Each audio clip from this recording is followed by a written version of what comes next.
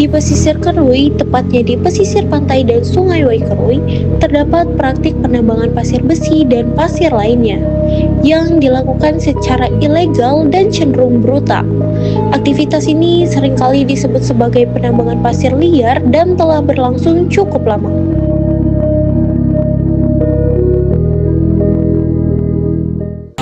Tujuan utama dari pertambangan pasir di pesisir Krui adalah sebagai bahan baku pembuatan baja. Kandungan Fe atau besi yang terkandung pada pasir dapat dimanfaatkan sebagai bahan baku pembuatan baja. Selain itu, pertambangan ini juga bertujuan untuk memenuhi kebutuhan industri konstruksi.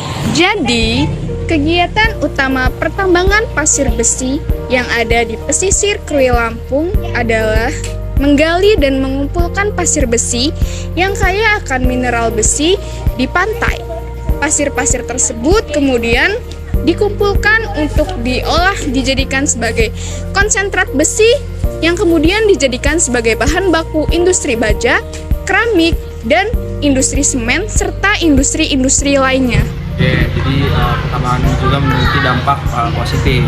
Yang pertama itu dari segi ekonomi, yaitu meningkatkan hasil dari daerah sekitar tambang tersebut. Oke, yang kedua dari segi infrastruktur, yaitu pengembangan fasilitas pendukung aktivitas pertambangan. Oke, yang ketiga yaitu dari segi lapangan pekerjaan, yang pastinya mereka menyediakan lapangan pekerjaan bagi masyarakat sekitar pertambangan.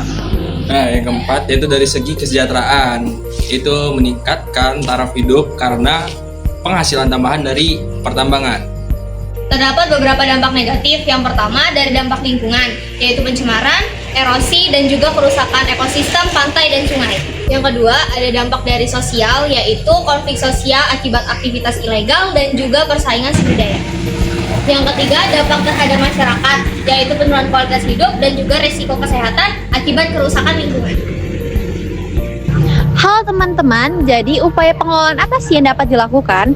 Upaya pengelolaan yang dapat dilakukan yaitu yang pertama, dapat dilakukan legalisasi dan pengaturan izin tambang agar tidak ada penambangan ilegal. Yang kedua, dapat dilakukan rehabilitasi di sekitar tambang agar memulihkan ekosistem yang ada di pesisir.